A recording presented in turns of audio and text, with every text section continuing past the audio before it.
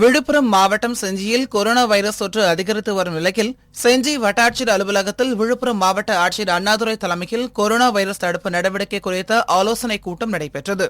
இந்த ஆலோசனைக் கூட்டத்தில் விழுப்புரம் மாவட்ட காவல் கண்காணிப்பாளர் ராதாகிருஷ்ணன், திண்டிவரம் சார் ஆட்சியர் அனு, செஞ்சி வட்டாட்சியர் கோவிந்தராஜ், ஊராட்சி ஒன்றிய அலுவலர்கள், சுகாதாரத்துறை அதிகாரிகள் உள்ளிட்டோர் கலந்து கொண்டனர்.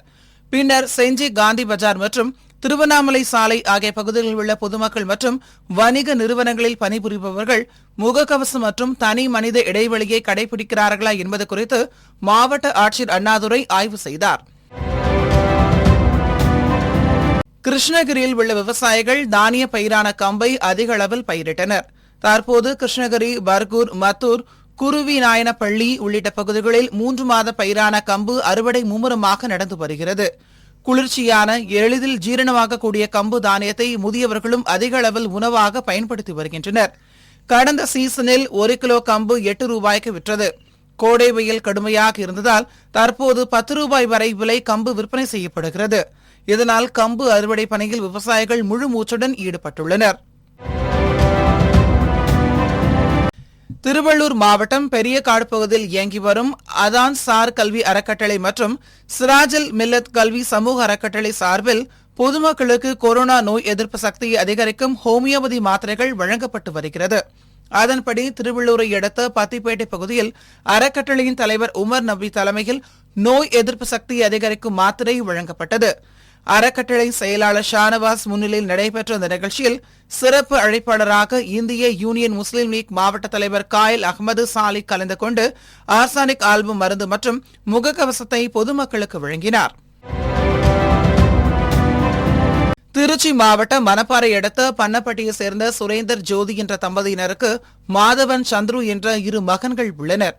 இந்நிலையில் கணவன் மனைவிக்கிடையே கருத்து வேறுபாடு ஏற்பட்டதால் ஜோதி தனது குழந்தைகளுடன் வெள்ளக்குளத்தில் உள்ள தனது பெற்றோர் வீட்டிற்கு சென்றுள்ளார்.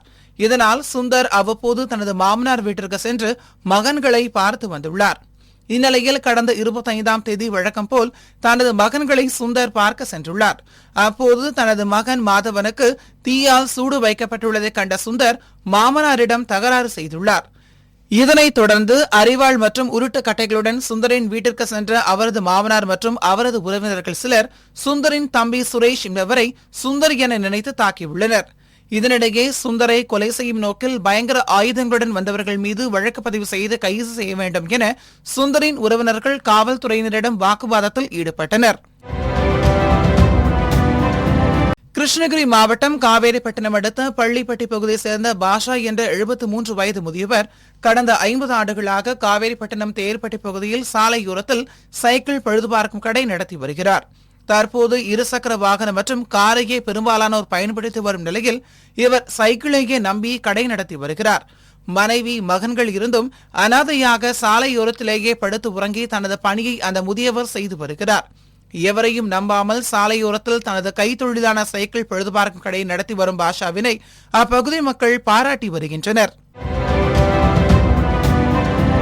அம்பத்தூர் தொழிற்பேட்டை பகுதியில் உள்ள தனியார் நிறுவனம் ஒன்றில் பணிபுரிந்து வரும் வெங்கட்ரமணன் என்பவர் இரவு பணி முடிந்து வீட்டுக்கு திரும்பிக் கொண்டிருந்தார். அப்போது இருசக்கர வாகனத்தில் வந்த 3 மர்ம நபர்கள் வெங்கட்ராமனை கத்தியால் வெட்டிவிட்டு 20,000 ரூபாய் பணத்தை பறித்து சென்றனர். இதுகுறித்து வெங்கட்ராமன் கொரட்டூர் காவல் நிலையத்தில் புகார் அளித்ததன் பேரில் வழக்கு பதிவு செய்த காவல்துறையினர் சிசிடிவி காட்சிகளை ஆய்வு செய்து மர்ம நபர்களை தீவிரமாக தேடி வருகின்றனர்.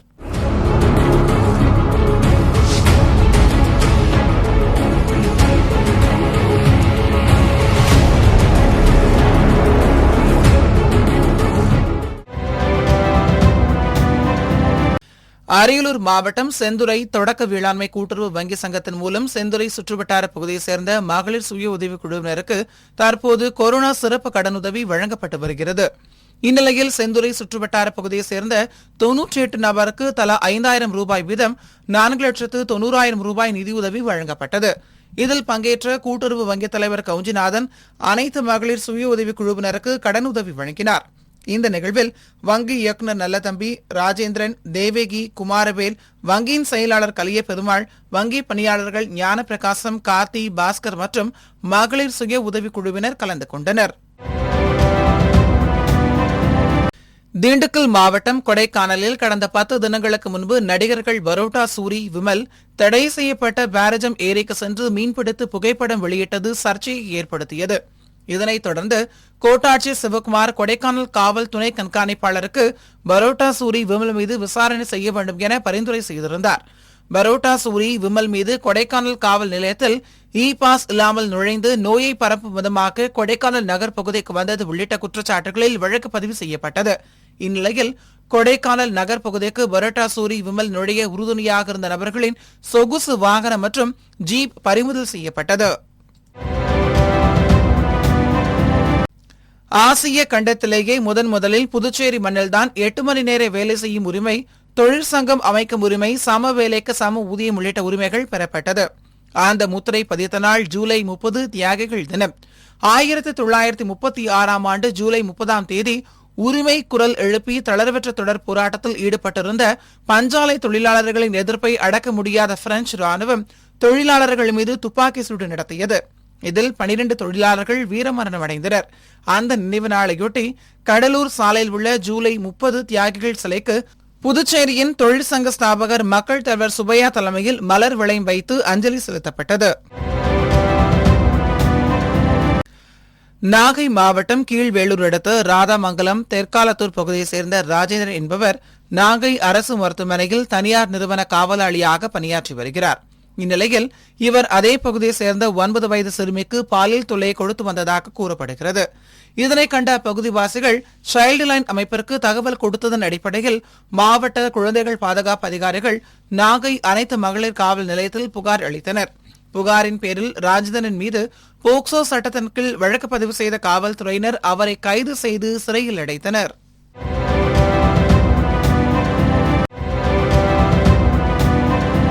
தூத்துக்குடி மாவட்டம் விளாத்திக்குளம் மற்றும் அதன் சுற்றுவட்டார பகுதியில் கொரோனா அதிகமாக பரவி வரும் நிலையில் வணிகர்களுடனான கொரோனா குறித்த ஆலோசனைக் கூட்டம் மதுரை சாலையில் உள்ள தனியார் திருமண மண்டபத்தில் எஸ்பி ஜெயக்குமார் தலைமையில் விளாத்திக்குளம் டிஎஸ்பி பீர் முஹைதீன் முன்னிலையில் நடைபெற்றது.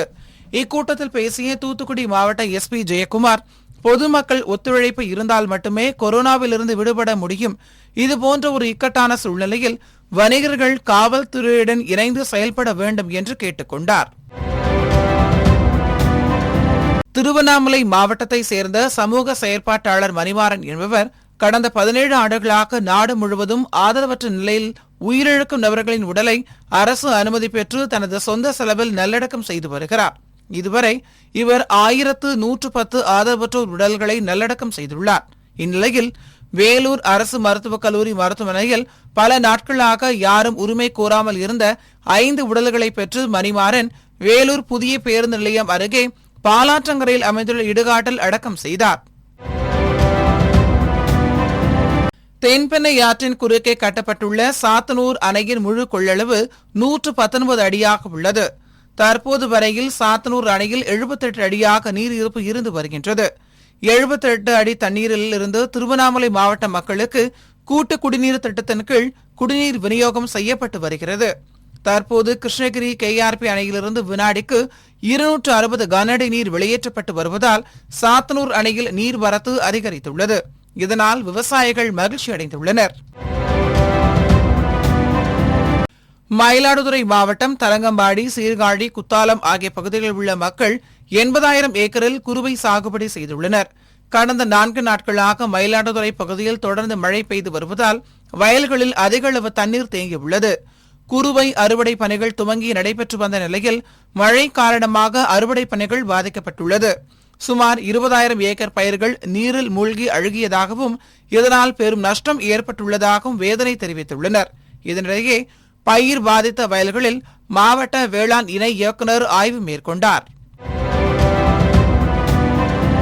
கிருஷ்ணகிரி மாவட்டம் ஹோசூர் அடுத்த பாகலூரில் பொதுமக்கள் கொரோனா மற்றும் டெங்கு காய்ச்சல் உள்ளிட்டவைகளிலிருந்து பாதுகாப்பாக இருக்க வேண்டும் என்ற நோக்கில் ஹோசூர் கோட்டாட்சியர் குணசேகரன் விழிப்புணர்வு துண்டறிக்கைகளை பொதுமக்களிடம் வழங்கினார்.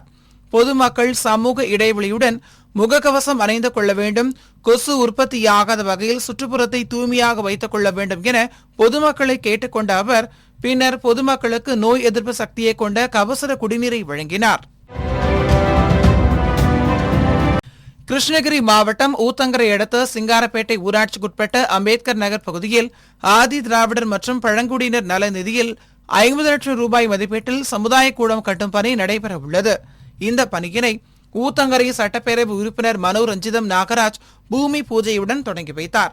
இந்த நிகழ்வில் மாவட்ட ஆதி திராவிடர் மற்றும் பழங்குடியினர் நல அலுவலர் சேதுராமலிங்கம், தாட்கோ செயற் பொறியாளர் நாகராஜன், ஊத்தங்கரை வட்டாட்சியர் செந்தில் குமரன், ஊத்தங்கரை ஒன்றிய செயலாளர் AC தேவேந்திரன், சிங்காரப்பேட்டை ஊராட்சி மன்ற தலைவர் அகமது பாஷா, முன்னாள் ஒன்றிய குழு தலைவர் JS ஆறுமுகம், திமுக மாவட்ட துணை செயலாளர் சந்திரன் உள்ளிட்ட பலர் திரளாக கலந்து கொண்டனர்.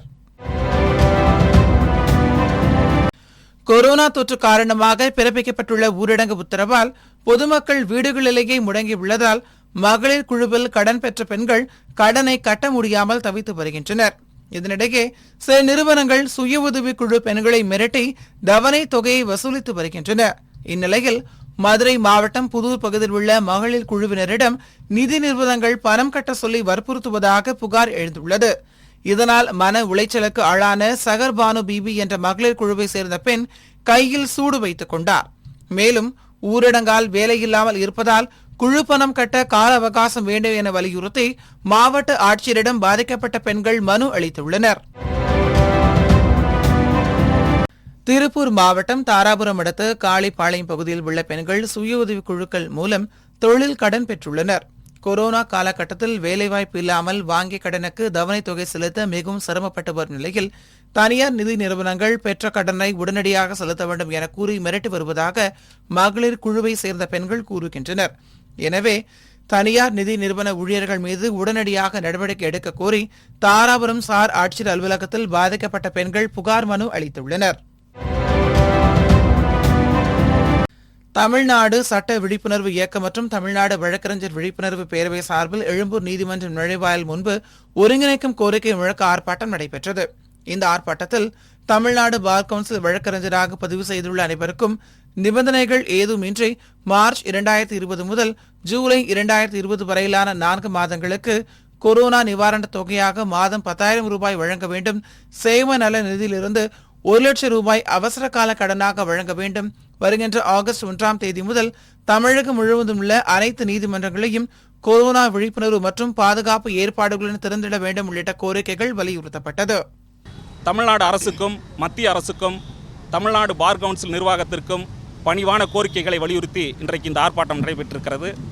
கடந்த 4 மாத காலமாக கொரோனா நெருக்கடி காலத்தில் ஒவ்வொரு மாதமும் வழக்கறிஞர்களுக்கும் வழக்கறிஞர்களுடைய உதவியாளர்களுக்கும் மாதந்தோறும் ரூபாய் 15,000 வீதம் 4 மாதங்களுக்கு வழங்க கோரியும் மற்றும் வழக்கறிஞர்களுக்கு அவர்களுடைய சேம நல நிதியிலிருந்து 1 லட்சத்திலிருந்து 3 லட்சம் ரூபாய் வரை அவசர கால கடன் தொகையாக வழங்க கோரியும் வழக்கறிஞர் உதவியாளர்களுக்கு அவர்களுடைய சேம நல நிதியிலிருந்து ரூபாய் 1 லட்சத்தை வழங்க கோரியும் வருகின்ற ஆகஸ்ட் மாதம் 1ஆம் தேதியிலிருந்து தமிழ்நாடு முழுக்க இருக்கக்கூடிய நீதிமன்றங்களை உடனடியாக திறக்க கோரியும் இந்த ஆர்ப்பாட்டத்தை தங்கள் முன்பு நிறைவேற்றியிருக்கிறோம்.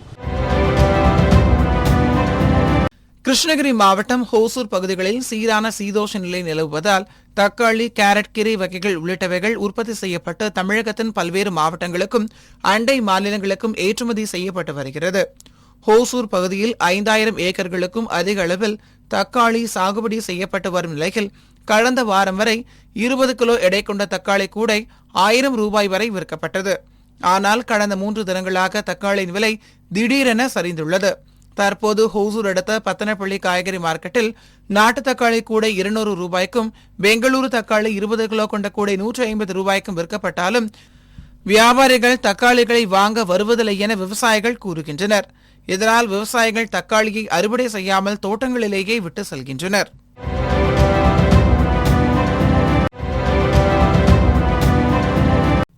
திருவள்ளூர் மாவட்டம் வடமதுரை ஊராட்சியில் பணிபுரியும் தூய்மை பணியாளர்கள், பணித்தள பொறுப்பாளர்கள், டேங்க் ஆபரேட்டர் உள்ளிட்டோர் கொரோனா வைரஸ் காலத்தில் பணியாற்றி வந்தனர்.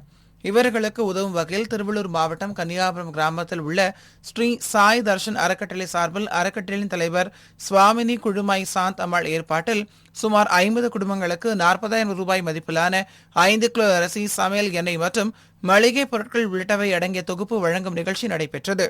இதில் வடமதுரை ஊராட்சி மன்ற தலைவர் காயத்ரி கோதண்டன் கலந்து கொண்டு சமூக இடைவெளியை பின்பற்றி நிவாரணப் பொருட்களை வழங்கினார். கடலூர் மாவட்ட முதுநகர் காவல் நிலையத்தில் பணிபுரிந்த 4 காவலர்களுக்கு கொரோனா தொற்று இருப்பது உறுதி செய்யப்பட்டுள்ளது. இதன் காரணமாக முன்னெச்சரிக்கை தடுப்பு நடவடிக்கையாக கடலூர் முதுநகர் காவல் நிலையம் தற்காலிகமாக மூடப்பட்டது. தற்போது காவல் நிலையம் அருகே உள்ள கீற்றுக்கொட்டகையில் தற்காலிகமாக காவல் நிலையம் செயல்பட்டு வருகிறது. தஞ்சாவூர் மாவட்டம் பூதலூர் ஒன்றியத்துக்குட்பட்ட பல கிராமங்களில் இறந்த நபர்களின் பெயரில் வேலை பார்த்ததாக கூறி போலியான ஆவணங்கள் தயார் செய்து பணம் எடுப்பதை தடுத்திட வேண்டும். பிரதம மந்திரியின் வீடு கட்டும் திட்டத்தில் போலியான தகவல்கள் கொடுத்து பூதலூர் ஒன்றியத்தில் வீடு கட்டாமலேயே பல லட்சம் ரூபாய் மோசடி செய்த அதிகாரிகள் மீது துறை ரீதியான ஒழுங்கு நடவடிக்கை எடுக்க வேண்டும். 100 நாள் வேலை திட்டத்தின் மூலம் பயனாளி ஒருவருக்கு 265 ரூபாய் முழுமையாக வழங்க வேண்டும் உள்ளிட்ட கோரிக்கைகளை வலியுறுத்தி சிபிஐ மாவட்ட நிர்வாகக்குழு உறுப்பினர்கள் முகில், கனகி உள்ளிட்ட 100க்கும் மேற்பட்டோர் போராட்டத்தில் ஈடுபட்டனர். சென்னை தரமணி அடுத்த எம்ஜிஆர் சாலை சேர்ந்த கரீம் என்பவர் தனது இருசக்கர வாகனத்தை கடந்த 3ஆம் தேதி இரவு தனது வீட்டின் முன்பு நிறுத்தியிருந்தார். காலை எழுந்து பார்த்தபோது இருசக்கர வாகனம் காணாமல் போனதைக் கண்டு அதிர்ச்சி அடைந்த கரீம் தரமணி காவல் நிலையத்தில் புகார் அளித்தார். புகாரின் பேரில் தரமணி காவல்துறையினர் வழக்கு பதிவு செய்து குற்றப்பிரிவு ஆய்வாளர் தலைமையில் தனிப்படை அமைத்து தேடுதல் வேட்டையில் ஈடுபட்டனர். இந்நிலையில் இருசக்கர வாகனத்தை திருடிய தரமணியை சேர்ந்த ரீகன் என்பவரை காவல்துறையினர் கைது செய்தனர். அரியலூர் மாவட்ட அரசு சிமெண்ட் ஆலை வளாகத்தில் அரியலூர் மாவட்ட காவல்துறை சார்பில் போக்குவரத்து விழிப்புணர்வு பயிற்சி பள்ளி அமைக்கப்பட்டுள்ளது. இந்த பயிற்சி பள்ளியை திருச்சி மண்டல ஆணையர் ஆனி விஜயா குத்துவிளக்கேற்றி தொடங்கி வைத்தார். இதனையடுத்து பயிற்சி பள்ளியை சுற்றி பார்த்த திருச்சி மண்டல ஆணையர் பயிற்சிக்கு வழங்கப்படும் விதிமுறைகள் மற்றும் விழிப்புணர்வு வீடியோக்கள் குறித்து கேட்டறிந்தார். கள்ளக்குறிச்சி மாவட்டம் உளுந்தூர்பேட்டை பகுதியில் நோய் தொற்று வேகமாக பரவி வரும் நிலையில் அதனை கட்டுப்படுத்துவதற்காக பொதுமக்களிடையே விழிப்புணர்வு ஏற்படுத்தும் வகையில் உளுந்தூர்பேட்டை பேருந்து நிலையத்தில் போக்குவரத்து காவல்துறை சார்பில் தெருக்கூத்து கலைஞர்கள் மூலம் விழிப்புணர்வு நிகழ்ச்சி நடத்தப்பட்டது. அப்போது முகக்கவசம் அணியாமல் இருசக்கர வாகனங்களில் வந்தவர்களை காவல்துறையினர் தடுத்து நிறுத்தினர். அவர்களுக்கு முகக்கவசம் அணிய வேண்டியதன் அவசியம் குறித்து விழிப்புணர்வு ஏற்படுத்தும் வகையில் யமதர்மர் வேஷம் அணிந்த தெருக்கூத்து கலைஞர் ஒருவர் அந்த இடத்தில் திடீரென தோன்றி விழிப்புணர்வை ஏற்படுத்தினார். இந்த நிகழ்ச்சியில் உளுந்தூர்பேட்டை காவல்துறை துணை கண்காணிப்பாளர் விஜயகுமார், காவல் ஆய்வாளர்கள் அப்பன்ராஜ், எழிலரசி, பத்மா உட்பட பலர் கலந்து கொண்டனர். காஞ்சிபுரம் மாவட்டம் ஸ்ரீபெரும்புத்தூரில் உள்ள செல்போன் தயாரிக்கும் தொழிற்சாலையில் 3000க்கும் மேற்பட்ட பெண்கள் பணிபுரிந்து வருகின்றனர். இந்நிலையில் இங்கு தங்கியிருந்த 4 பெண்களுக்கு கொரோனா தொற்று உறுதியாகியுள்ளது. இதனையடுத்து அந்த 4 பெண்களும் விடுதியில் தனிமைப்படுத்தப்பட்டுள்ளனர். தற்போது அந்த விடுதியில் தங்கியுள்ள 50க்கும் மேற்பட்டோருக்கு காய்ச்சல், இருமல், தும்மல் உள்ளிட்ட உடல்நலக்குறைவு ஏற்பட்டுள்ளது. இவர்களை தொழிற்சாலை நிர்வாகம் மருத்துவமனைக்கு அழைத்து செல்லாமல் மாத்திரை கொடுத்து விடுதியில் தங்க வைத்துள்ளனர். இதனால் அங்குள்ள பெண்கள் அச்சத்தில் உள்ளனர். இங்கு தங்கியுள்ள அனைவருக்கும் கொரோனா பரிசோதனை செய்து சொந்த ஊருக்கு அனுப்பி வைக்க அரசு அதிகாரிகள் நடவடிக்கை எடுக்க வேண்டும் என்று அங்கு தங்கியுள்ள பெண்கள் கோரிக்கை விடுத்துள்ளனர்.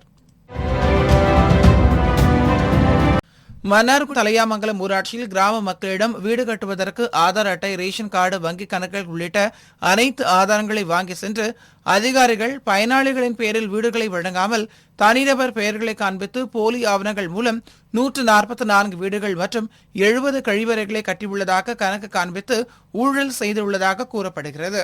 இதனை கண்டித்தும் மோசடியில் ஈடுபட்ட அதிமுகவினரை கண்டித்தும் ஊழலில் ஈடுபட்ட அதிகாரிகள் மீது மாவட்ட ஆட்சியர் உரிய நடவடிக்கை எடுக்க வலியுறுத்தியும் திருவாரூர் மாவட்ட மன்னார்குடியில் வருவாய் கோட்டாட்சியர் அலுவலகம் முன்பு மதிமுகவினர் 100க்கும் மேற்பட்டோர் ஆர்ப்பாட்டத்தில் ஈடுபட்டனர். விழுப்புரம் மாவட்டம் செஞ்சி அடுத்த பெருங்காப்பூர் கிராமத்தைச் சேர்ந்த சீனிவாசன் என்பவருக்கு சொந்தமான விவசாய கிணற்றில் இன்று காலை புள்ளிமான் ஒன்று தவறி விழுந்திருந்ததைக் கண்டு அப்பகுதி பொதுமக்கள் செஞ்சி தீயணைப்புத் துறையினருக்கு தகவல் தெரிவித்தனர். தகவல் அறிந்து சம்பவ இடத்துக்கு விரைந்து வந்த செஞ்சி தீயணைப்பு நிலை அலுவலர் நவீந்திரன் தலைமையிலான தீயணைப்பு வீரர்கள் புள்ளிமானை கயிறுகள் கட்டி உயிருடன் பத்திரமாக மீட்டு அப்பகுதியில் உள்ள வனப்பகுதியில் விட்டனர்.